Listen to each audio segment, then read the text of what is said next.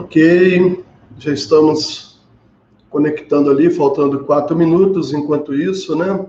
Vamos nos arrumando aqui dentro, na plataforma. Eu estou aqui pelo YouTube, Miguel Renan Souza Ribeiro, né? Souza com S. Também estou aqui pelo Facebook. Quero pedir perdão aos amigos do Facebook aí, né? Porque semana passada eu não deixei como público, né? Mas hoje estou aí, está como público. Também aqui o Instagram, já entrando aqui algumas pessoas.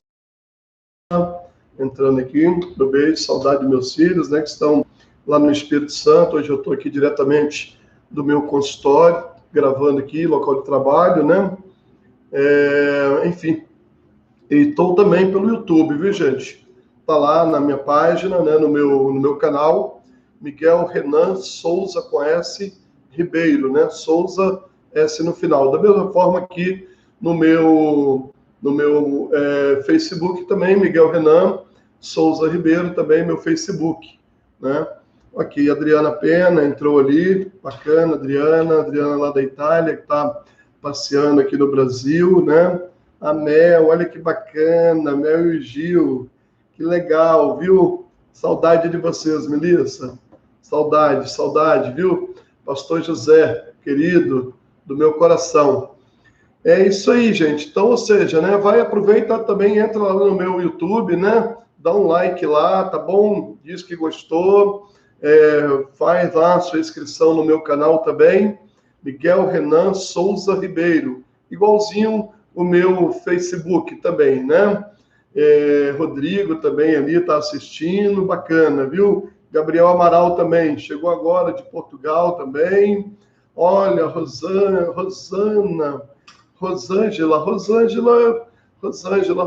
acho que é a Rosângela, não, a Helena, que é a Rosângela, essa eu ainda não conheço, né? Mas a Rosângela também é irmã do Tiago, meu paciente, que bacana, viu? Bom, gente, que bacana. Olha, nós estamos aqui diretamente chegando aos minutinhos finais, falta um minutinho para as 8, né? Hoje nós iremos tratar um assunto muito legal, né? Falar aí sobre as ordens da vida.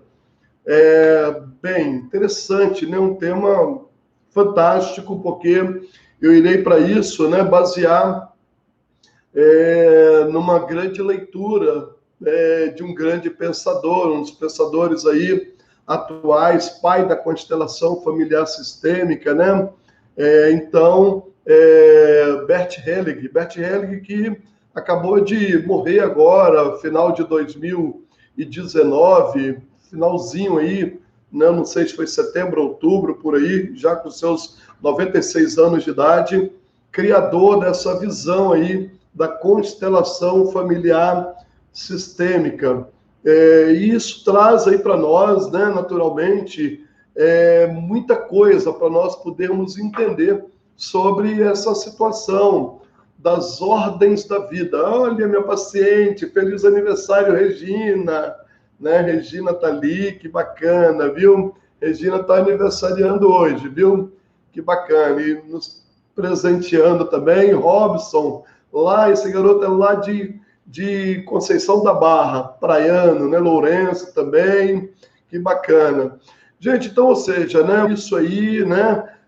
Focar nas ordens da vida, a vida, né? Essa coisa tão linda que nós temos aí para poder viver, né? Essa coisa tão gostosa, tão sadia, né? Que nós temos aí para poder viver. Só que a vida, ela tem ordens, e essas ordens, elas precisam serem respeitadas. Se nós não respeitamos as ordens da vida, né? Infelizmente, nós causamos aí, meu filho amado e querido Juan, o meu primogênito, acabou de entrar ali agora também, né? Lá de Linhares, Espírito Santo. Então, ou seja, né? A vida, se nós não entendermos, né? Essa constância dela e buscarmos aí um equilíbrio, né, Meline? Olha, minha paciente também entrando ali, Meline. Meline é uma grande fonoaudióloga. E, enfim, se nós não entendermos esse equilíbrio da vida, nós vamos criar um atropelo, né? Nós vamos criar algumas situações desastrosas que vai trazer para nós, né, um desequilíbrio e um desconforto muito grande. Às vezes você não colhe hoje, mas você vai colher sim. Aquela velha coisa que a gente ouve dizer por aí, né? Aqui se faz, aqui se paga, né? E isso acaba vindo com peso muito forte, acaba vindo com uma tônica, né? Muito resistente para nós, e nós precisamos entender bem sobre isso. Bom, falar, né, sobre as ordens do amor, né, falar sobre as leis da vida. É interessante porque Bert Helling, quando ele foi para a África, né, como pároco ali, no meio daquelas etnias, daquelas tribos, né, meu amigo pastor Samuel Queiroz, pessoa magnífica, fantástica, um grande homem de Deus, também está nos presenteando aí também.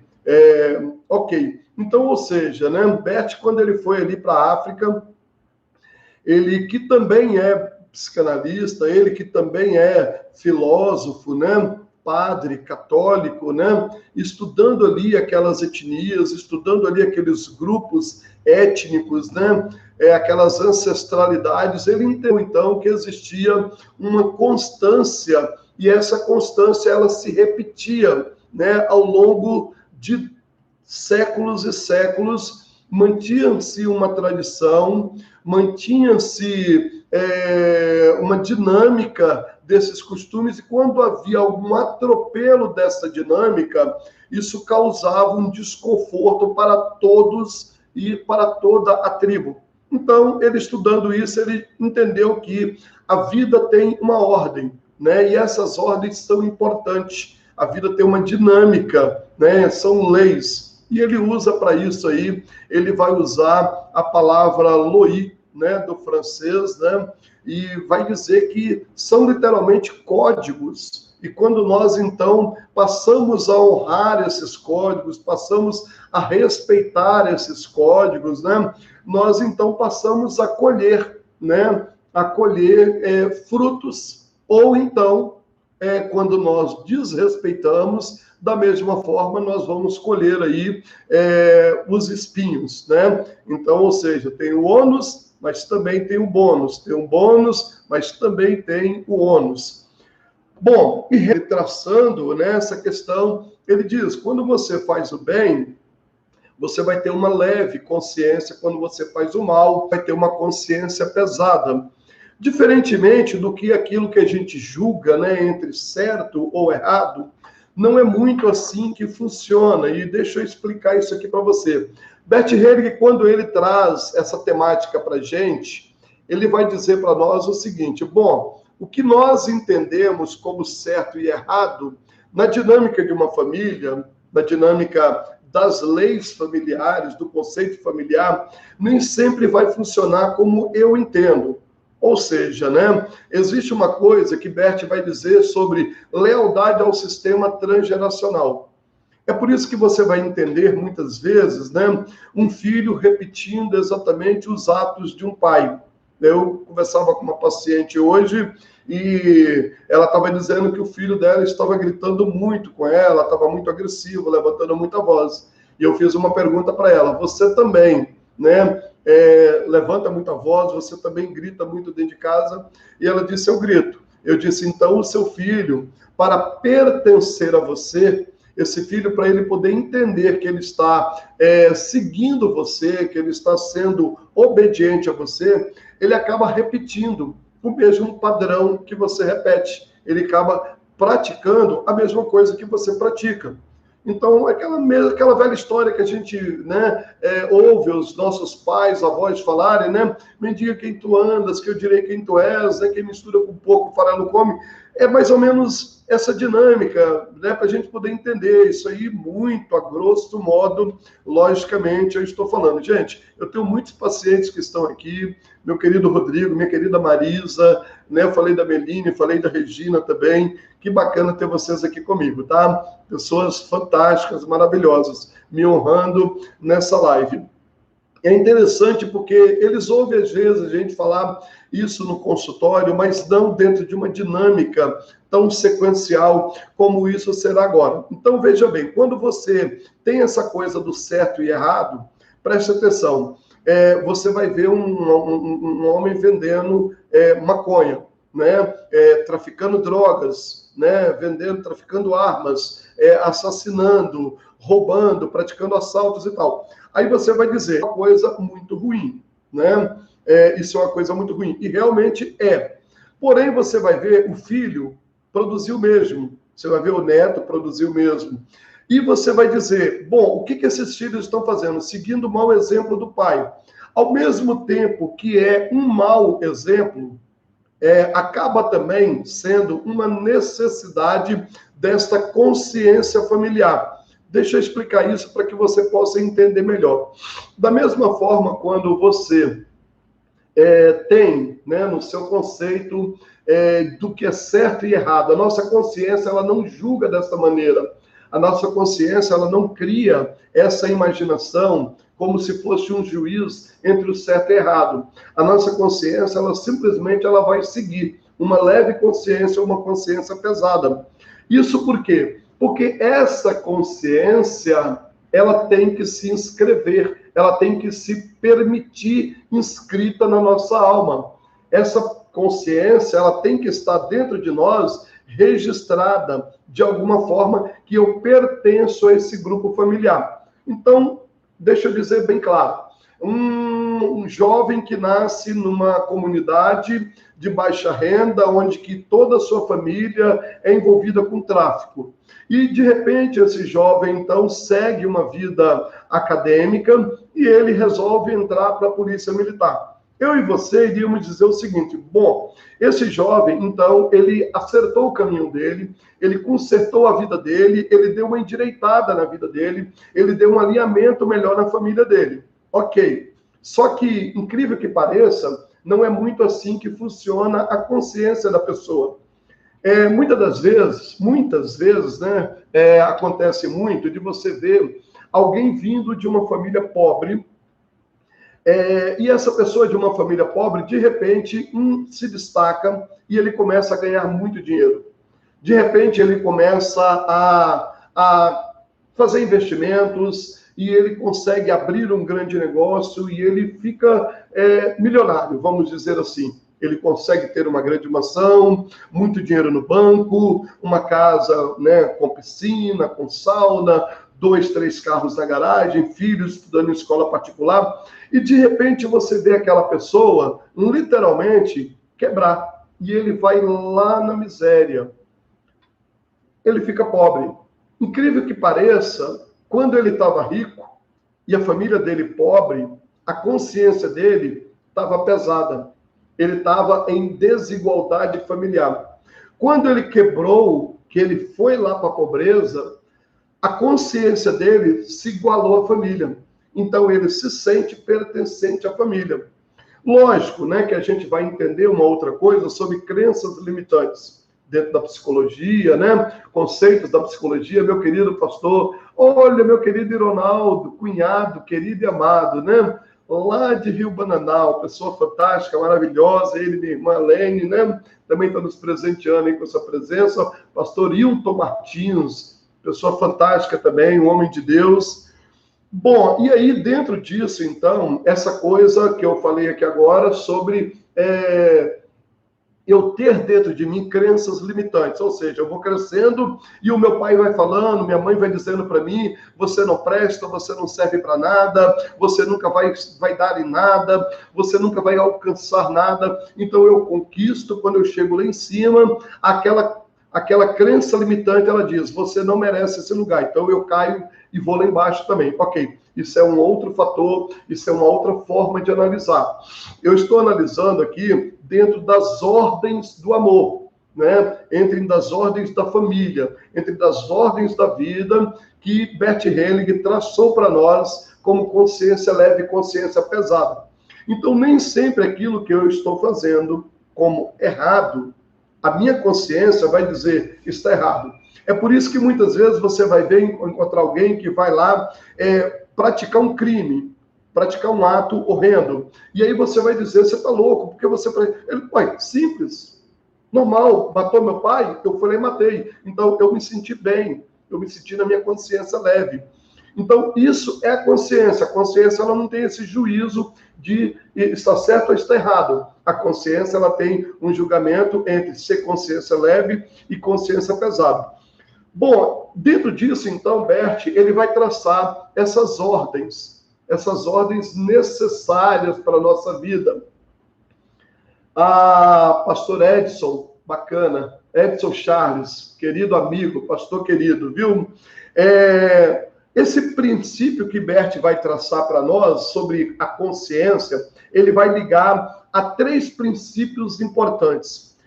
Ele vai dizer que existe um princípio chamado pertencimento. Bom, deixa eu explicar essa coisa do pertencimento, porque essa coisa do pertencimento é muito legal nós entendermos. Quando eu pertenço e quando eu não pertenço.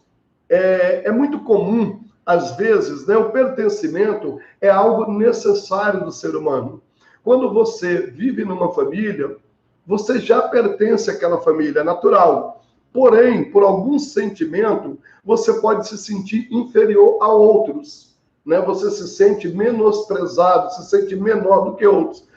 Mas isso, na verdade, não quer dizer que você pertence ou que você não pertence, né? Gente, eu vou reforçar de novo, tá? Nós estamos aqui pelo Instagram, tá? Estou aqui pelo Facebook, Miguel Renan Souza Ribeiro. Estou aqui pelo YouTube, Miguel Renan Souza Ribeiro, também conhece, tá? Então, se você for lá, vai ficar gravado no YouTube, vai ficar gravado aqui no Facebook, vai lá, se inscreva no meu canal, dá um like, tá bom? Vai ser muito importante ter você inscrito no meu canal. Toda terça-feira a gente vai estar fazendo essas lives aqui e falando exatamente sobre isso. Então, esse pertencimento, mesmo eu não me sentindo pertencente, não tem como eu não pertencer. Eu já pertenço à minha família. Lógico que um sentimento de baixa autoestima, ele pode se apoderar de mim. E eu achar que eu não pertenço. Mas, na verdade, eu pertenço. Ok. Só que Bert, ele vai dizer o seguinte, que o fato de pertencer, ele precisa ser registrado. Existe, lógico, alguns casos, né, de algumas pessoas que literalmente foram excluídos da família. É muito comum no consultório, às vezes, eu encontrar alguma família, né, um casal que se formou, e antes disso teve uma outra família, né, teve um outro relacionamento, e esse relacionamento teve filhos. E esse pai simplesmente seguiu em frente. Ou então não, o rapaz simplesmente namorou com a jovem lá, né? E engravidou aquela jovem, entendeu? Ou às vezes foi uma balada, uma coisa assim, aquela jovem engravidou e ele seguiu em frente e ele possuiu uma outra família, né? Formou uma nova família e agora ali dentro dessa nova família ele vai ter filhos e filhas ali dentro dessa nova família e aquele filho do passado, ele literalmente isenta aquele filho, ele literalmente exclui aquele filho. E Bert vai dizer que tudo aquilo que foi excluído, ele, de alguma forma, ele vai precisar. Esse precisar, ele está no âmbito da consciência familiar. Que Bert, inclusive, vai usar aí o termo alma, né? Mas no termo alma, diferente da alma que a gente conhece do grego, né? A psique, né? Bert vai usar o termo alma aí do latim, né? O termo alma do latim, na verdade, significa uma lei da natureza, né? Que, na verdade, ele vai dizer que não alma no sentido religioso, mas aquilo que se presta para um movimento. E essa alma, inclusive, ele vai dizer que é uma alma que vai seguir em gerações e gerações. Que, lógico, você vai ter Carl Gustav Jung dizer do inconsciente coletivo, né? Dessa coletividade que envolve toda uma consciência familiar, que logicamente você não sente, porque ela está, você não sabe como é que ela funciona, porque ela está no seu inconsciente, ela é coletiva porque ela junta gerações. Bert, então, vai usar a palavra alma né, que na verdade não é a alma da psique, né, mas é a alma do latim, né, que é exatamente essa palavra, aquilo que se empresta ao movimento. Então, aquilo que você excluiu lá atrás, que você não deu pertencimento, ele vai vir e pertencer em alguém da sua família agora recentemente. Então, é muito comum, né, às vezes, um filho excluir um pai. Ele dizer, eu não quero saber do meu pai me magoou, meu pai me machucou, meu pai me feriu, e eu não reconheço meu pai. E ele parte para um casamento, parte para uma nova família, e ele literalmente ele não leva os filhos para reconhecerem este pai. Bom, isso é um problema seríssimo. Por quê? Porque esse pai, de alguma forma, ele vai precisar pertencer. É o que Bert fala, entendeu? Que tudo aquilo que é excluído, ele precisa pertencer. Então, esse sentido do movimento natural da vida, que eu não controlo, ele vai reagir e esse pertencimento ele vai vir.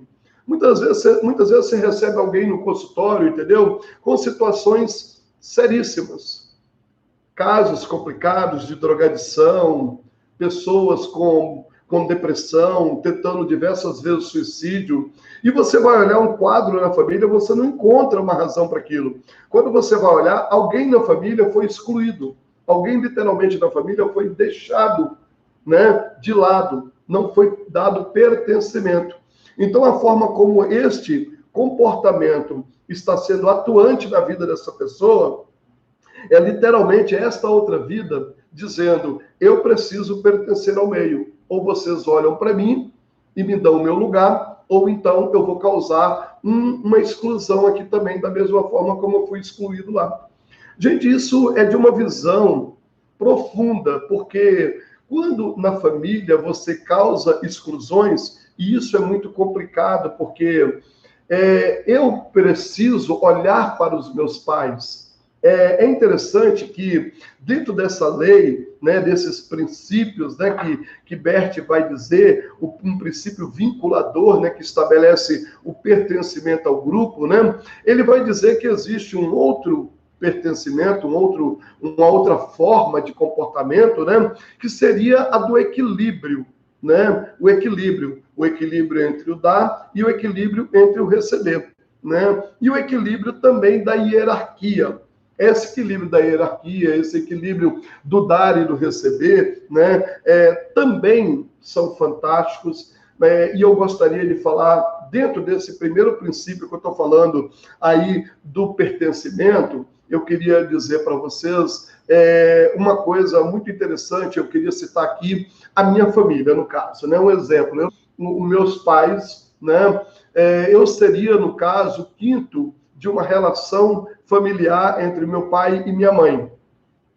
Ok, por que o quinto? Porque a primogênita da família é uma irmã, depois vem um irmão, depois vem uma outra irmã, depois vem uma outra irmã, depois vem eu. Ok, certo. Depois, abaixo de mim, vem mais duas irmãs. Então, Miguel, então a sua família se resume em 7 pessoas. Bem, aí é que entra um complicativo muito sério. Quando, então, eu olho somente para os viventes, somente para aqueles que estão vivos dentro da minha família, sim. Mas se eu for olhar para toda a raiz da minha família, toda a gênese da minha família, do meu pai e da minha mãe, eu vou entender que entre a minha irmã aqui, que era a sexta, e eu, tem mais 2. Então, esses 2 aqui, apesar de terem sido natimorto, um foi natimorto, né? E o outro morreu poucos dias após nascer, mas foram seres que tiveram vida. E por terem vida, eu preciso então entender que a minha mãe, ela é mãe de 9 filhos. 2 são mortos, mas esses 9 filhos, eles existiram. Por que isso é necessário? Bem, em primeiro lugar, porque o Criador, e Bert vai falar muito sobre isso, por isso que ele baseia as leis da vida e as ordens do amor, porque Bert, ele entende que um Criador, como pai, como amor, como o dono do amor, ele gera esse amor e nessa vida que ele gerou, tem um sentido nessa vida, e nenhuma vida, ele diz, não pode jamais ser excluída. E aí eu entendo, se para aquele que morreu é interessante eu dar pertencimento, quanto mais para aqueles que estão vivos, né? Quanto mais aqueles que vivem. Então, o filho que por acaso, né, ficou no passado, ou o meu pai, ou a minha mãe, né? Acontece um caso, né, interessante, que uma filha, ela teve uma mãe, ela nasceu de um relacionamento, né, a sua mãe que era uma prostituta, morava num prostíbulo. E essa filha, literalmente, ela não quis saber dessa mãe, ela foi embora com vergonha dessa mãe, ela brigou com essa mãe, ela xingou essa mãe, ela falou coisas horrendas contra essa mãe, e ela então seguiu a sua vida. Ok. E ela teve filho. E toda vez que o filho perguntava, mãe, cadê minha avó? Sua avó morreu. Sua avó não existe. Sua avó nunca prestou. Sua avó nunca foi nada. Na verdade, aquela avó não tinha morrido. Aquela avó ainda estava viva. Aquela avó ainda estava viva. Bem, e o filho começou a sofrer um mal muito grande. O filho foi sofrendo mal. Na verdade, ele começou a desenvolver uma personalidade dele próprio, e ao se trabalhar a identidade desse filho, foi se entender que, na verdade, ele estava representando, ele desenvolveu uma atitude compulsiva sexual muito grande, e ele estava se consumindo dentro dessa atitude compulsiva. Ele era compulsivo por sexo, e ele não conseguia se realizar. E quando foi entender isso, na verdade, quando foi sentado com a mãe, feito ali a constelação, e a mãe então falou, não, eu tenho sim na família alguém dessa forma, foi a minha mãe que eu morro de vergonha dela, e aí foi descobrir então o que o filho estava fazendo, qual que era esse comportamento da compulsividade com o filho. E quando ela fez as pazes com essa mãe, que ela recebeu, ela deu pertencimento para essa mãe, né? Então, dessa forma, acalmou essa vida, ela teve lugar, ela teve reconhecimento no lugar. Então, entenda-se uma coisa, é ruim quando você exclui alguém da sua vida. É ruim quando você tira alguém da sua vida e você passa por cima daquela pessoa como se ela não fosse nada. Essa pessoa, ela existe, é um ser e tem que ter respeito por ele. Tem que ter um lugar de acolhimento como ser, mesmo que essa pessoa me feriu, mesmo que essa pessoa me machucou, mas eu acolho essa pessoa com um amor muito maior, um amor que eu dei acolhimento e pronto, e acabou. E eu sigo em paz, eu vou em paz, e eu acolho essa pessoa no meu coração, mas eu não fico rejeitando essa pessoa, excluindo essa pessoa do meu convívio. Bom, essa é a lei do pertencimento. A outra lei, que eu queria pular uma das leis aqui, e eu queria falar sobre a lei aqui da hierarquia. A lei da hierarquia, que Bert, inclusive, vai chamar de lei do equilíbrio, né? Ele também vai dizer do equilíbrio lá entre dar e receber, né? Mas essa lei do equilíbrio que ele vai dizer sobre a hierarquia. Então, ou seja, a hierarquia é muito importante eu ficar observando esse conceito hierárquico. Por que que isso é importante? Bem, eu falei aqui em algumas lives anteriores que coisa ruim é quando uma filha é conselheira de uma mãe, né? Lógico, né? Eu também sou um terapeuta voltado para a linha do tratamento familiar sistêmico. E dentro dessa linha do processo sistêmico, eu falei que existem algumas classes, grupos e subgrupos. Dentro desses grupos e subgrupos, né, existe ali, né, famílias emaranhadas, famílias desmembradas, existe famílias monoparentais, famílias com dois pais, né, famílias com um só pai, né, e esse um pai, às vezes, você acaba elegendo um filho como pai no lugar daquele pai que está ausente, ou às vezes você tem 3 pais dentro de uma casa, você tem 2 pais, mas um pai passa a responsabilidade para um filho, e aquele filho passa a ser sobre os outros como um pai, como um conselheiro. Bem, e qual é o perigo disso, Miguel? O perigo disso está exatamente no desequilíbrio. No desequilíbrio. Por quê? Não foi à toa que o Criador, que Deus, né, Ou você que tem a sua fé aí, mas existe um Criador dentro da sua fé. Não foi à toa que foi criado uma hierarquia, e que essa hierarquia tem pais sobre filhos. Então, ou seja, eu só existo porque existiram os meus pais, porque houve a junção dos meus pais para que eu existisse. Então, se existe essa hierarquia, então essa hierarquia ela não pode ser quebrada. Quando eu quebro essa hierarquia, eu saio da minha condição de filho e eu passo para uma condição de pai. Eu passo para uma condição, na verdade, de gestor. E aí, então, a minha mentalidade, ela já não é mais de filho. Eu falei sobre isso nas lives passadas. Então, ou seja, né, você, na verdade, passa ali a querer dar conselho, a querer brigar, a querer corrigir os seus irmãos, como se você fosse o pai, e muitas das vezes repetindo comportamentos como aquele pai. Né? Eu até falei aqui algumas coisas que até mesmo sinal, fazer, comportar igualzinho o pai comportava, o filho passa a comportar, porque ele assume esse papel de pai. Qual é o problema disso? Você simplesmente tirou o filho da condição de filho. Se ele é uma criança, ele tem que ser criança, ele tem que brincar, ele tem que correr, ele tem que divertir, ele tem que estar numa consciência leve entre outros irmãos. Se ele, então, passou para esta função, né, de responder pelos outros, então ele fica desprotegido dentro dessa função de filho. E no momento que ele, como filho, vai ter necessidade, ou filha, vai ter necessidade de ser abrigado, ele não tem, porque ele é pai, então ele não precisa de ser abrigado, ele é mãe, ela não precisa dessa outra pessoa. Então é muito comum quando uma filha, ela passa a ser conselheira de uma mãe ou conselheira de um pai, que esse filho vai olhar para esse pai como um ser fraco, vai olhar para essa mãe como um ser fraco. A consciência dele diz, como que você vai confiar em alguém que precisa de você? Como que você vai buscar ajuda em alguém que depende de você, que é fraco?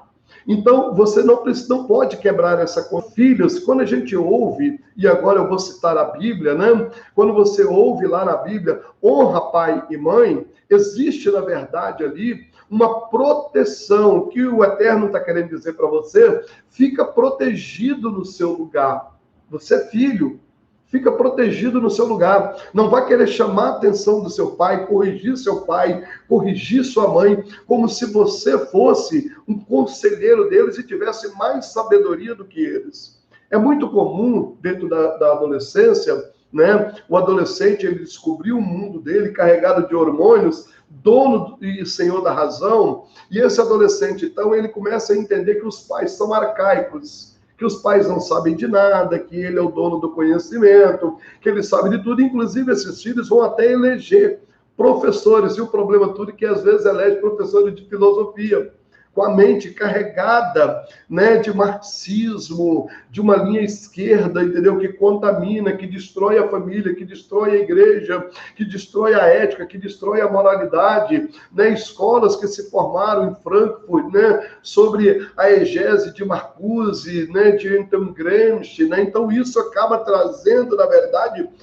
um conceito de desconstrução da família. Então a família acaba não sendo verdadeira, a família acaba não sendo um porto seguro como verdadeiramente ela é. Então, quando eu saio da minha posição e eu me posiciono ali acima do meu pai, eu estou quebrando um grande princípio, que é o princípio da hierarquia. Da mesma forma, dentro desse princípio da hierarquia, existe o princípio da hierarquia entre irmãos. Então, ou seja, o meu lugar, então, né, na minha família, eu estaria, então, numa linha lá, vamos colocar no quinto, no quarto, no terceiro lugar. Abaixo de mim, mais duas irmãs. Então, se eu tenho 9 na minha família, mesmo que 2 são mortos. Então, eu estou no terceiro lugar. E agora, então, de repente, eu começo, então, a corrigir, a chamar a atenção do meu irmão, que é o segundo na hierarquia, só eu e ele de homens vivos. Né? Os outros 2 homens faleceram. um é natimorto e o outro morreu pouco tempo de vida. Então, ou seja, então eu vou para o meu irmão, que é o segundo da hierarquia, eu começo a chamar a atenção dele, você é o responsável, vocês... Então, o que eu fiz? Eu quebrei o princípio do equilíbrio, eu quebrei a hierarquia. Digamos que meus pais hoje viessem a faltar, meus pais hoje viessem a serem recolhidos, a morrerem. Bom, qual é a hierarquia? Eu tenho a minha irmã mais velha, então ela assume esse matriarcado. Bom, meu pai morreu. Quem assume o matriarcado? Minha mãe. Minha mãe morreu. O patriarcado é do meu pai. Meu pai, minha mãe e minha irmã. Meu irmão mais velho. Eu não tenho condição de pular essa hierarquia. É interessante quando eu entendo sobre essa hierarquia, que eu também vou entender o seguinte. Bert vai dizer o seguinte: as famílias anteriores, as gerações anteriores, elas têm importância na minha vida, então eu tenho que respeitar, eu tenho que reconhecer o legado dos meus avós, eu tenho que reconhecer o legado dos meus bisavós. Ah, mas meus bisavós foram horríveis, foram terríveis, foram muito radicais, foram muito ruins, foram meus pais. Então eu agrego eles dentro do meu coração com um amor maior, dou pertencimento a eles, reconheço o valor deles, não excluo eles da minha vida e eu sigo em paz com a minha família. Eu sigo em paz, reconhecendo esses valores. A minha sogra, meu sogro, os avós, a minha esposa, os bisavós, então eu sigo em paz com todos eles, entendendo que dentro da minha família existe uma harmonia do equilíbrio. Lógico que, voltando agora para a Bíblia de novo, nós vamos para o novo ensinamento na Bíblia. A Bíblia vai dizer o seguinte: filho, né, deixa pai, deixa mãe, une-se à sua mulher e serão ambos uma grande família. Ok, o que isso então está dizendo? O que Bert vai dizer dentro disso? Que a família agora atual, ela tem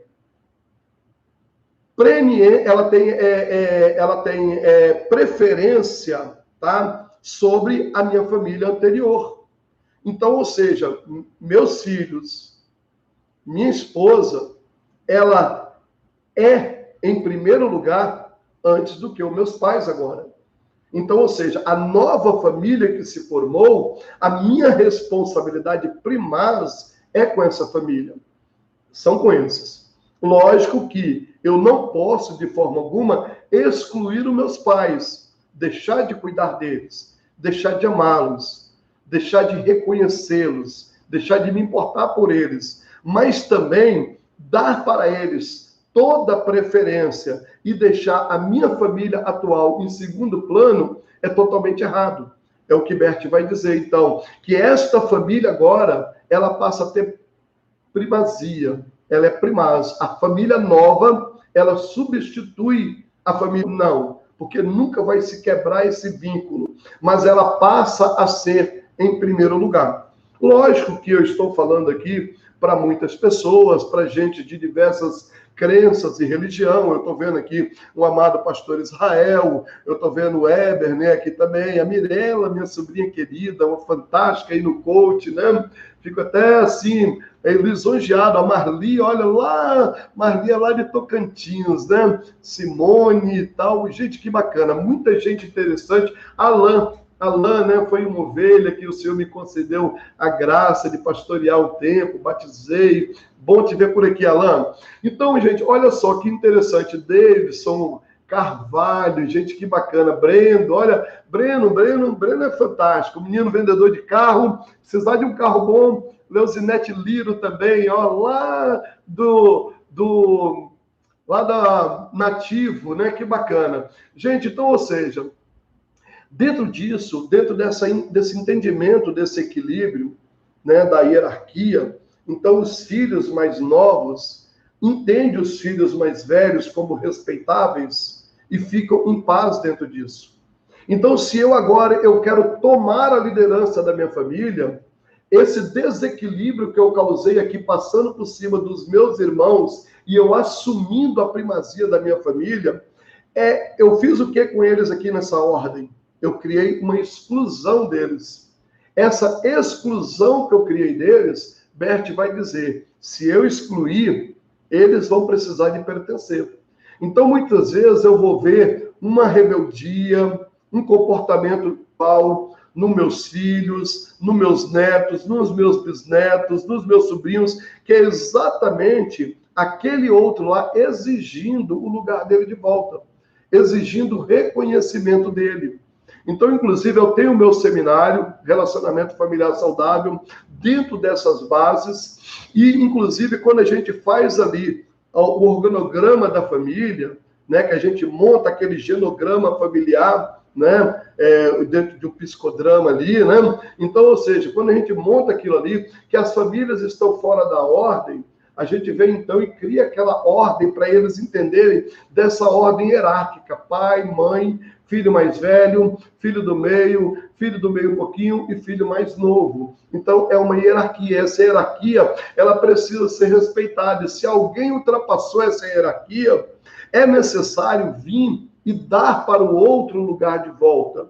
Da mesma forma como a mulher, ela tomar o primeiro lugar do marido, né, e fazer o matriarcado do lar, ela precisa dar para o marido esse lugar do pertencimento dele. Lógico que a gente vai entrar num outro critério aí, da questão do lado esquerdo, do lado direito, a questão do comportamento, dos sentimentos, né? Mas, enfim, eu quero que vocês entendam que Bert, ele vai nos chamar a atenção para, além dessa lei do pertencimento, ele vai também chamar a atenção para a lei do equilíbrio, né? Que é essa lei exatamente aí da hierarquia, que eu acabei de falar, que as famílias, né, que vêm, elas não podem ser esquecidas, mas as famílias agora, elas precisam ser dado primazia para elas, né? E aí, como eu estava dizendo, que tem pessoas aqui de diversas situações, lógico, né? Tem pessoas aqui que foram casadas de novo, e quando isso acontece, um novo casamento, e desse novo casamento gerou um filho, e aí Bert vai dizer que até esse filho que foi gerado depois, ele passa a ter a primazia dos outros filhos. Por quê? Porque ele veio agora. É uma nova vida, é uma nova aliança. É interessante que quando você vai para Abraão, ele teve um filho com Agar. Ah, mas Agar não era esposa dele. Não, Agar foi dado como mulher para Abraão, pela própria esposa, para ele possuí-la. E o filho era dele. E Abraão depois ele teve o filho da promessa, que era Isaac, né?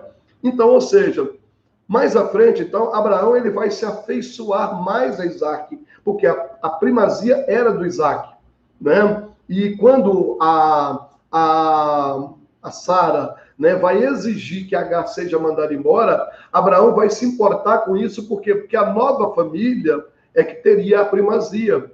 Esse novo filho teria a primazia. Lógico que numa hierarquia familiar, você está casado com a sua esposa e filhos, então o primeiro filho tem a primazia, a segunda, o terceiro, então isso. Você ama todos iguais, mas essa ordem hierárquica, o mais novo não corrige o mais velho, né? Se eu morrer, a minha esposa assume a liderança. O filho não vai chamar a atenção do pai, a filha não vai chamar a atenção da mãe, a mãe não vai deitar no colo da filha para pedir conselho, porque você vai quebrar, né? Vai quebrar essa consciência dessa filha, entender que ela tem paz em você, que ela tem segurança em você. E dentro disso, então, eu vou trazer aí a terceira lei, né? A primeira lei, a lei do pertencimento, a segunda lei, a lei do equilíbrio da hierarquia, né? E a terceira lei aí, que é o terceiro princípio, né? É o princípio do equilíbrio também, que Bert vai falar aí sobre o princípio do dar e do receber. É interessante que, lógico, né? Mas Bert era católico, né? E por ser católico, ele se baseou muito na Bíblia Sagrada? Sim, também, mas Bert, como filósofo, né, e conhecedor de outras crenças e religiões, assim como Carl Gustav Jung, né, que também nasceu em uma família presbiteriana, mas tinha um conhecimento muito amplo de muitas religiões e formou o seu pensamento, né, dentro daquilo. Freud, né, também, que da mesma forma, né, tem uma formação judaica, né, mas formou ali todo o pensamento do aparelho psíquico, né, dentro das bases do comportamento, enfim. O que eu quero chamar a atenção para essa terceira lei, ele vai dizer da lei do dar e receber. Como eu dizia, né, essa lei do dar e receber, você vai encontrar na Bíblia dizendo, melhor coisa é dar do que receber. É interessante que dentro dessa lei do dar e receber, nós precisamos entender, e eu te faço uma pergunta, né, em primeiro lugar, né, o quanto que você está grato, né, o quanto que você é grato pelo que você tem, o quanto que você agradece, o quanto que você abre o seu coração para poder dizer, dentro de uma consciência leve, uma consciência psíquica, cognitiva, que te traz paz, que as sinapses, né, estão conectadas, né? O quanto que você agradece, o quanto que você é grato, o quanto que você reconhece o que você tem recebido do Eterno, o que você reconhece de ter recebido dos seus pais e diz para eles. Às vezes a gente só tem reclamações, às vezes a gente só tem cobranças, né, exigências, mas o quanto que você é grato, o quanto que você diz, muito obrigado, pai, muito obrigado, mãe, por você ser esta pessoa em minha vida. Eu tenho esse costume, eu ligo para os meus pais, eu falo com meu pai, eu falo com a minha mãe, eu falo mesmo, pai, muito obrigado pelo homem que o senhor é, pelo homem que o senhor se tornou, porque eu conheci um homem resiliente, um homem que abandonou vícios, um homem que lutou pela família. Lógico, por trás disso tem a minha mãe, uma pessoa fantástica, com um temperamento também amorável, que recebeu isso também do meu pai, que foi forte ali do lado dele para aguentar tudo isso, né, do meu pai, estar do lado dele. Então eu agradeço isso a eles, eu elogio eles. Né? Às vezes a gente só está querendo cobrar. E o problema nos relacionamentos, ou você dá demais, ou você cobra demais. O problema todo que a gente vai entender aí dentro da carência, né? A pessoa que é carente, ele geralmente vai querer muito. E o querer muito, né? Nem sempre está na quantidade que eu recebi. Às vezes eu recebi muito. Às vezes o outro está me dando. É interessante porque na Bíblia tem um versículo que o Eterno vai falar para Ageu, né, para o povo ali, vai usar Ageu para falar para o povo, e vai dizer que tudo que esse povo está recebendo, ele está colocando num saco furado. Ele usa a palavra ali, sactel, né? Num saco furado. Então, ou seja, é a mesma coisa que você dá para uma pessoa carente. Você vai derramando água no copo dele, mas o copo dele não tem fundo. Então, ele nunca vai encher, ele vai esvaziar você, mas ele nunca vai estar cheio. Por quê? Porque o problema não está na quantidade que ele recebe, o problema está na quantidade que ele tem. O meu problema da baixa autoestima está exatamente aí. Porque nada, nenhum elogio que eu recebo de lá, eu encontro sentido para ele dentro de mim. Eu nunca me sinto bem. Eu nunca me sinto bonito, eu nunca me sinto inteligente, eu nunca me sinto capaz, eu nunca me sinto valoroso, valorizado, importante. Então eu estou sempre olhando para minha esposa, achando que ela está achando alguém mais bonito, sempre olhando para o meu esposo, achando que ele está me traindo. Então eu fico criando, na verdade, fantasias, e esse é o problema, exatamente porque eu vou criar essas coisas na minha cabeça e o problema vai estar em mim, não vai estar no outro. E eu vou ficar exigindo do outro o tempo todo, por quê? Porque eu não tenho. Então, dentro disso, eu preciso entender que o dar e receber é uma medida interessante. Se eu recebi uma palavra de amor, eu dou uma palavra de amor. Mas antes de eu receber, o interessante é eu dar, é eu oferecer. Né? É eu dizer. Lógico que tem casos, né, também que o paciente fala comigo, né, pelo amor de Deus, toda hora fica cobrando, toda hora fica dizendo eu te amo, eu te amo, eu te amo. E também isso, essa coisa está muito ligado a eu também estar em falta e eu fico dando para poder receber, eu fico falando para receber. Então, Bert vai dizer, não dá demais, dá equilibrado. Dá na mesma quantidade. Então, ou seja, eu recebi, eu dou. Eu dei, se vier, ok. Mas quando eu ainda não consigo receber do outro lado, eu vou dando. Eu vou dando. E aí eu falo para você, como que eu posso dar dessa forma? Vamos entender o amor que vem de Deus. Eu, inclusive, no meu quarto livro, eu refutei uma frase de Saint-Exupéry. Saint-Exupéry é o autor do Pequeno Príncipe, né? E Saint-Exupéry, ele vai escrever lá, tu te tornas eternamente responsável por aquilo que cativas. E eu refutei essa frase porque ela é uma frase piegas, ela é uma frase centralista, é uma frase egoísta. Lógico, se você observa Saint-Exupéry e observa o livro Pequeno Príncipe, o livro Pequeno Príncipe está falando exatamente de uma pessoa em um estado depressivo. Uma pessoa em depressão. Ele cria o mundo dele, um mundo isolado somente dele, ele se sente bem naquele local, se sente protegido, e ele fica ali, então, procurando as fantasias, procurando as suas janelas para poder se sentir bem. Então, ou seja, dentro desse mundo, realmente, eu só sinto responsável por quem gosta de mim. Por quem me trata bem, então eu vou tratar bem também. Mas quando eu olho para Jesus, eu olho para o Filho de Deus, eu olho para Deus, e ele vai dizer em João 3,16, porque Deus amou o mundo de tal maneira que deu o seu único Filho, para que todo aquele que nele crê não pereça, mas tenha vida eterna. E logo o verso seguinte vai dizer, né? E isso não foi ninguém que fez, foi o próprio Deus que fez. Foi ele que deu. Foi ele que ofereceu o seu filho. Foi um plano de Deus. Então, um plano sem interesse, um plano simplesmente de dar. E é esse amor de Deus de dar, que a gente precisa entender. Se Deus é amor e eu tenho Deus na minha vida, então eu também vou ter esse comportamento de dar. E eu vou dar sem preocupar em receber. Quando a outra pessoa entender que ela está recebendo despretensiosamente e ela está sendo alegre dentro desse tratado de dar e receber, ela também passa a dar. Gente, voltando a falar, eu estou aqui pelo Instagram, estou aqui pelo Facebook, né? Miguel Renan de Souza Ribeiro, Miguel Renan Souza, né? Com S no final, Souza Ribeiro.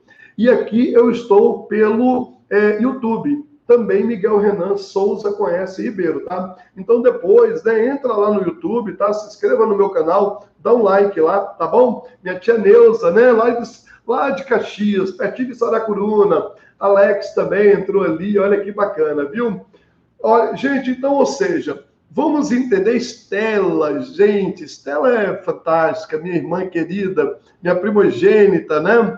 A grande mentora da nossa família, inteligentíssima. Minha família é uma família cheia de gente inteligentes, né? Leniana, Estela, Renato, Mila, Antônia Regina, Renata, Alessandra, só pessoas fantásticas, viu?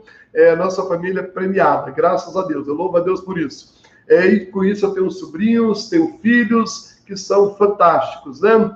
Gente, então, ou seja, tenha isso dentro de você, essa coisa do dar.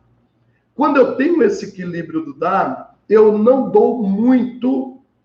Por quê? Porque eu não tenho necessidade de dar muito, mas eu dou na medida que eu recebo. E quando o Bert diz que eu dou na medida que eu recebo, eu encontro o equilíbrio, eu estou satisfeito, eu estou bem. Com isso, eu vou ter o quê? Eu vou ter uma consciência leve. Eu vou ter uma consciência que não vai me prender.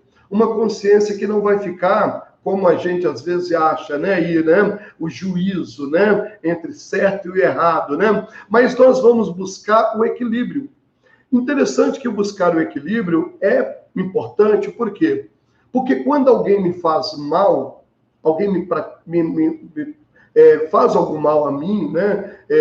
Promove algum mal contra mim, a primeira coisa que a gente encontra aqui no consultório, geralmente, né? É dizer, mas ela não vai se arrepender, não? Mas ela não vai pagar, ou ele não vai pagar pelo que ele fez por mim, não? E aí você fica entendendo que a outra parte fica buscando, sabe o quê? Uma expiação do outro lado. Que o outro lado também sofra, para que haja uma justificação. Agora também ele quebrou a cara. Agora também ela quebrou a cara. É muito interessante isso, porque nós geralmente não liberamos para o outro, ou para a outra, né, para o outro ser, esse nosso amor, esse nosso perdão, porque a gente fica, então, buscando essa recompensa do outro lado, que é exatamente a expiação. E eu preciso entender, né, que a expiação, ela vai vir naturalmente naquilo que eu liberar dentro de mim. A expiação, ela é equiparada ao sofrimento de Jesus, que expiou por nós ali na cruz do Calvário. Então, ou seja, é uma coisa leve e livre. Eu não sou obrigado a viver dentro disso. Então, quando eu busco esse equilíbrio, e que eu preciso entender, né? Eu preciso entender que dentro disso eu vou ter que deixar as coisas irem. E entender que algumas coisas que vieram, inclusive as coisas más, as coisas que me feriram, as coisas que me machucaram, elas também tiveram um significado importante na minha vida. As coisas que me machucaram, elas também me ajudaram a construir. Lógico, né? O que eu estou falando aqui, Freud vai dizer isso, né? Freud vai reforçar isso, né? Que uma criança que sofre, né? E ele estava se baseando num outro sofrimento, né? É mais forte do que uma criança que não sofreu. Lógico que essa criança ela vai aprender a criar resiliência. E aí os imorais, né? Quando eu digo os imorais, né? São aqueles que usam isso para perversão, né, para perversidade, né? Então aí nós temos aí um deputado chamado Jean Willis, né, do PSOL, que atuou no Brasil durante um tempo, né, como deputado. Ele estava querendo criar uma lei com a Érica Cocai, dizendo que a pedofilia contribui para o desenvolvimento da criança. Quer dizer, é uma perversidade você dizer uma coisa dessa. A pedofilia não contribui em nada, ela destrói uma criança. É uma forma de você abusar de uma criança de forma agressiva. E eu lido diretamente com pessoas que são vítimas de abuso. Muitos dos meus pacientes são traumáticos. E você tem esse trauma acompanhando essa vida por muitos anos. Muitos anos. Casamentos destruídos, infelicidade nos lares, falta de expressividade dos relacionamentos, porque foram abusados na infância. Muitas das vezes, e quase sempre, exatamente por pessoas que estão dentro de casa. Então, é interessante nós, né, abrirmos os nossos olhos para essas frases de meio de caminho. Porém, é interessante entender que o seu sofrimento, ele contribui para você. Então, seja grato a Deus pelo seu sofrimento. Começa a ver valor no que você está passando. Começa a ver valor naquilo que você passou. Não veja somente dor, angústia, feridas, traumas. Começa a ver que dentro disso, o Eterno usou isso para te fazer uma pessoa mais resiliente, para te fazer uma pessoa mais forte. Lógico, Miguel, eu trago traumas comigo. Ok, então beleza, procura um terapeuta, procura um profissional para cuidar de você. Procura alguém para poder te ajudar, para poder ressignificar esses problemas, esses traumas, essas feridas. Eu trabalho com base na psicanálise, trabalho com base na constelação familiar sistêmica, trabalho dentro do processo sistêmico geracional e trabalho também na hipnoterapia. Eu uso algumas técnicas e você tem bons profissionais aí para isso. Gente, então tá aqui, tá? YouTube, entra lá, Miguel Renan Souza Ribeiro. Tá aqui no Facebook, Miguel Renan Souza Ribeiro, também vai ficar gravado. E aqui pelo Instagram. Eu quero agradecer essas pessoas fantásticas que estão aqui comigo. Falta aqui somente 1 minuto e 12 segundos agora para poder acabar a minha live. Eu fui premiado por vocês. Estou aqui ainda, né? No meu consultório aqui. E, enfim, né? Só para você poder observar aí, eu estou aqui no meu momento, né, de trabalho ainda, finalizando o meu dia, né? Mas é um prazer ter pessoas tão preciosas. Quero agradecer a cada um que aqui está, não vai dar tempo de ficar citando nomes por nome, né? Mas pessoas fantásticas, maravilhosas, pessoas de muita expressividade, de muito valor na minha vida. Entre no meu YouTube, né? Miguel Renan Souza com S. Ribeiro, dá um like lá, compartilha o vídeo, tá? E terça-feira que vem, vamos dar continuidade a essas leis. Vamos falar mais sobre é essa coisa do agradecer, tá bom? Beijo no coração de todos, fiquem em paz, que o Senhor vos abençoe. Amém. Obrigados.